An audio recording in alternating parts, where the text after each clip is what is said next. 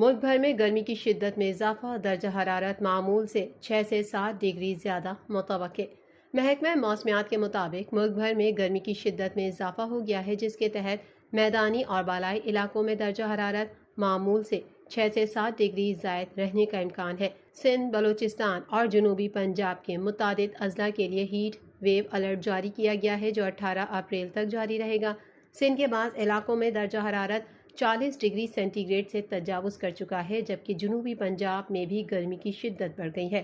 محکمہ موسمیات کے اندازوں کے مطابق دادو میں پارہ 46 ڈگری، نواب شاہ میں 45 ڈگری، جبکہ سکھر اور حیدرآباد میں 43 ڈگری تک پہنچ سکتا ہے۔ ڈی جی خان، ملتان اور سرگودھا میں 40 ڈگری، جبکہ لاہور میں درجہ حرارت 37 ڈگری تک رہنے کا امکان ہے۔ ساحلی علاقوں بشمول کراچی میں بھی درجہ حرارت معمول سے زیادہ رہے گا، جہاں زیادہ سے زیادہ درجہ حرارت 36 ڈگری تک پہنچ سکتا ہے۔ ہیٹ ویو کے پیش نظر پی ڈی ایم اے نے مختلف اضلاع میں احتیاطی اقدامات کیے ہیں۔